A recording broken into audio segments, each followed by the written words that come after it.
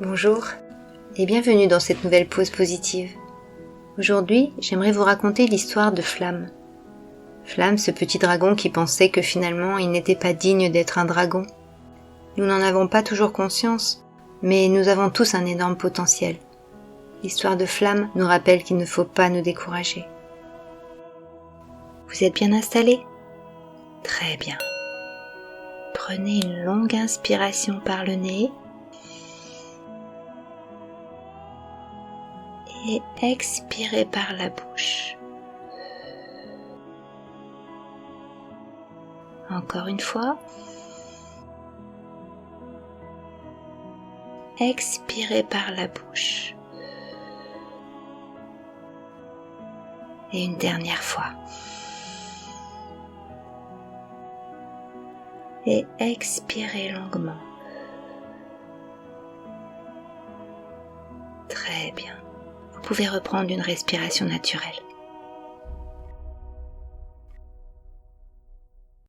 Flamme. Dans une grotte cachée au fond d'une vieille forêt, au cœur des montagnes de l'Est, vivaient Monsieur et Madame Dragon. Ce n'était pas une grotte sale et humide comme on pourrait l'imaginer, mais une belle et accueillante taverne avec un feu que Monsieur Dragon allumait tous les jours en soufflant dessus et qui crépitait dans une grande cheminée. En face de l'âtre, chaudement installée sur un énorme édredon gonflé de plumes, Madame Dragon couvait un œuf bleu ciel, bien plus gros que celui d'une autruche. Monsieur Dragon, pour tromper le temps, parcourait un livre en réchauffant ses pieds devant la cheminée. Tous les deux attendaient avec impatience la naissance de leur dragonneau. Chaque jour, Monsieur Dragon demandait « Alors, Katia, est-ce qu'il va naître aujourd'hui ?» Et Madame Dragon répondait « Non, il faut attendre encore un peu. » Jusqu'au jour où Madame Dragon s'écria « Hector, Hector, la coquille se fendit !» Monsieur Dragon se précipita aux côtés de Madame Dragon et ils purent enfin admirer leur petit dragonneau qui sortait de son œuf. Hector et Katia étaient si heureux d'avoir un bébé. C'était le seul qu'ils auraient jamais. C'était ainsi chez les dragons. Dans toute leur vie, ils n'avaient qu'un seul et unique dragonneau. Monsieur Dragon était déjà très fier de son fils. Il allait pouvoir lui enseigner tout ce qu'il savait. S'envoler dans le ciel, cracher des flammes, forger des épées invincibles et toutes ces choses qui font qu'un dragon est un dragon. Le dragonneau qui venait juste de sortir de sa coquille les regarda tour à tour et se mit soudain à éternuer dans une petite gerbe d'étincelles. « Oh, ce sera un grand dragon! Nous l'appellerons Flamme !» déclara Hector. Les semaines passèrent, puis les mois. Flamme grandissait chaque jour un peu plus. C'était un jeune et beau dragon. Tous les amis de Katia et d'Hector le trouvaient magnifique. Vint le jour de son premier vol. Hector emmena son fils sur le plus haut pic des montagnes de l'Est. « Regarde, Flamme, il suffit de t'élancer en déployant les ailes et de te laisser porter par le vent. C'est très facile, tu vas voir. » Et il plongea dans le vide pour montrer à son fils comment il fallait faire. Pas très rassuré, Flamme s'approcha au bord de la falaise, hésita un instant, puis il écarta les ailes et il sauta. Après quelques secondes de frayeur, il s'aperçut qu'il planait dans l'azur. C'était merveilleux de sentir le vent caresser ses ailes. C'était fabuleux de traverser les nuages, et encore plus grisant de faire la course avec les aigles. Flamme savait maintenant voler. Son père entreprit alors de lui apprendre ce qui faisait la force des dragons, cracher du feu. Flamme avait rapidement appris à voler. Hector pensait que l'apprentissage du feu serait tout aussi simple pour lui. Mais non, ce fut beaucoup plus compliqué que prévu. Malgré tous les conseils de son père, Flamme ne parvenait pas à faire jaillir la plus petite étincelle de sa gueule. Il avait beau éternuer, cracher, tousser, pas la moindre flamèche ne sortait d'entre ses dents. Le dragonneau devint bientôt la risée de tout le voisinage. « Un dragon qui ne sait pas cracher du feu n'est pas un dragon !» disaient les uns. « Ne serait-ce pas plutôt un gros lézard ?» se moquaient les autres. « Flamme, quel drôle de nom pour un ver de terre !» ricanaient-ils tous. De magnifiques dragons, il était devenu un gros lézard. Flamme était très malheureux, et ses parents aussi.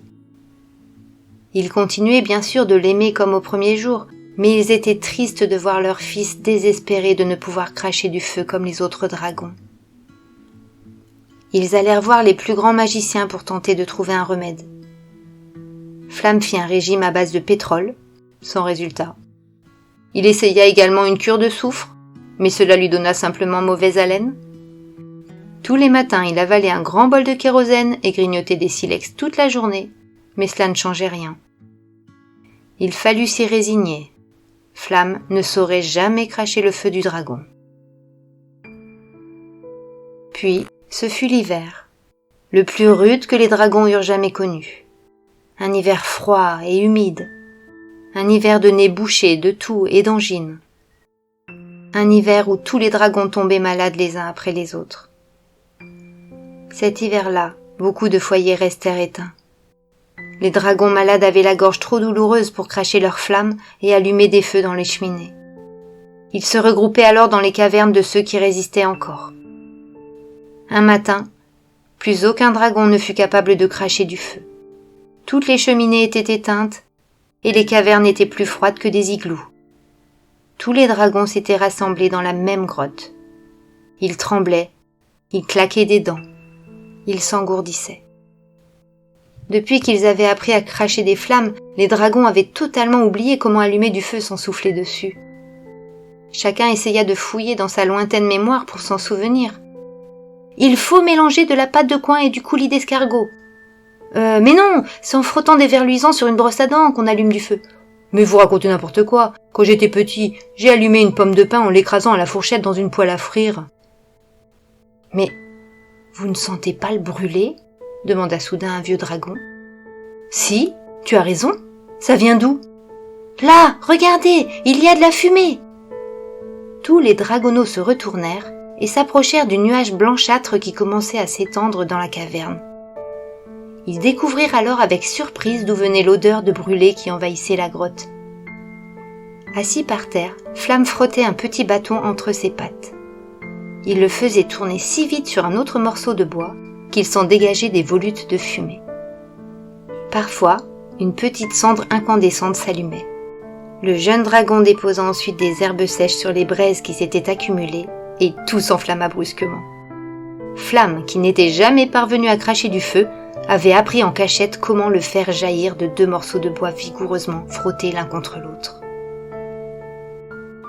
Grâce à lui, ils allaient tous enfin pouvoir se réchauffer. Aussitôt, quelques dragons apportèrent des brindilles et des feuilles pour les faire brûler, puis des rameaux et des branches, et pour finir des troncs d'arbres entiers. Une impressionnante flambée crépitait dans la cheminée. Ils s'étaient tous installés en arc de cercle devant l'âtre.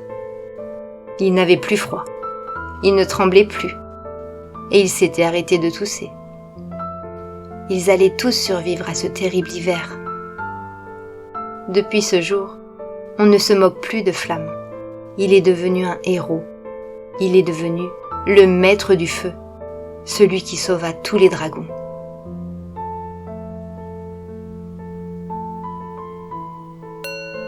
Voilà. Vous êtes prêts à entamer une petite discussion avec vous-même ou avec un autre ? Nous sommes tous différents. Nous sommes tous uniques. Nous sommes tous imparfaits. Et c'est parfait ainsi. Soyez certains que vous aussi, vous êtes dotés d'un immense potentiel. Croyez en vous. À bientôt pour une petite pause positive.